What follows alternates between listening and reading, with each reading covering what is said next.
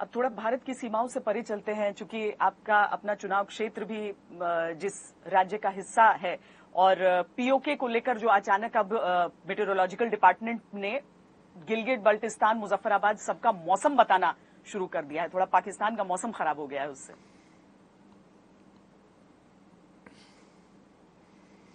देखिए श्वेता जी, एक बात तो सच है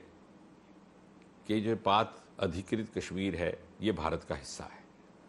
और इसे केवल मैं नहीं कह रहा या जिस संगठन से मेरा संबंध है वो नहीं कह रहा। ये बात भारत की संसद में 1993 में 1994 में एक रेजोल्यूशन आया, प्रस्ताव आया। उस समय हमारी सरकार नहीं थी, कांग्रेस की सरकार थी। उसको सर्वसम्मति से पारित किया गया और उस प्रस्ताव का निष्कर्ष ये था कि यदि भारत और पाकिस्तान के बीच में यदि कोई मुद्दा बाकी है तो मात्र इतना कि किस प्रकार से पाक अधिकृत जम्मू कश्मीर को पुनः भारतीय गणराज्य का हिस्सा बनाया जाए। सो हैविंग सेड दैट, मुझे नहीं लगता उसके ऊपर कोई और चर्चा की गुंजाइश है। हाँ, उसे कैसे बनाया जाए इसकी योजना समय अनुसार जो जो संबंधित या अधिकृत लोग हैं वो करेंगे। अब जहाँ तक ये मौसम विभाग की बात है, मैं समझता हूँ कि अच्छी बात है कि भारत ने अपनी जिम्मेवारी को समझते हुए, क्योंकि हमारी जिम्मेवारी में पाक अधिकृत कश्मीर भी आता है, और यदि पाक अधिकृत जम्मू कश्मीर में लोगों के साथ उस प्रकार का न्याय नहीं हो रहा जिस तरह से अपेक्षा है, तो मुझे लगता है ये आई ओपनर उन लोगों के लिए भी है जो भारत में रह करके दुहाई देते हैं पाकिस्तान की, और जम्मू कश्मीर वासी भी इस बात को समझते हैं कि वो बहुत खुशकिस्मत हैं कि वो भारतीय गणतंत्र में रहते हुए उन सारी सुविधाओं और सारे लाभों का वो उसका भोग प्राप्त कर रहे हैं जिनको पाक अधिकृत जम्मू कश्मीर के लोगों को वंचित किया गया है। तो मुझे लगता है कि जम्मू कश्मीर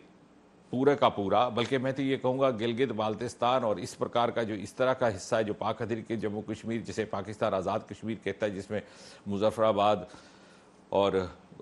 कोटली इत्यादि के स्थान आते हैं, ये सारा मिला करके हमारा ये एजेंडा रहना चाहिए और है भी कि हम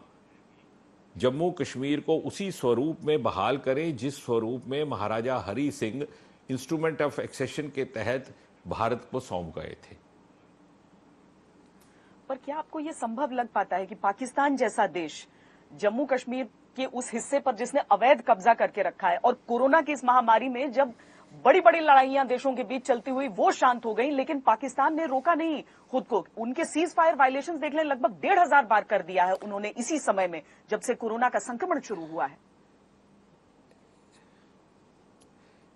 इसका आपने श्वेता ये प्रश्न ठीक उठाया, इसका मैं दो भाग में उत्तर दूंगा। पहली बात तो ये आपका कहना ठीक है कि पाकिस्तान ने जिस प्रकार की गैर संवेदनशीलता का परिचय दिया है,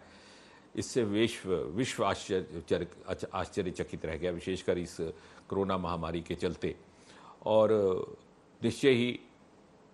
जो डिनाइल मोड में रहता था पाकिस्तान, धीरे धीरे अब वो पर्दा भी जाता रहा और अब वो और ज़्यादा बेनकाब हुआ है इस महामारी के चलते, और जिस प्रकार का उसका रवैया रहा। लेकिन जो आपने पहले भाग में पूछा कि क्या ये संभव होगा या हो पाएगा, तो मैं बहुत ज़्यादा विस्तार में नहीं जाऊँगा क्योंकि फिर और बहस छिड़ जाएगी। वो कहते हैं कि बात निकलेगी तो दूर तक पहुंचेगी। मोदी सरकार के होते और 5 और 6 अगस्त के बाद बहुत सी ऐसी चीज़ें हुई हैं जो नामुमकिन कही जाती थी, और हमारे बड़े बड़े दिग्गज नेता कहा करते थे कि साहब अगर ये हो जाएगा तो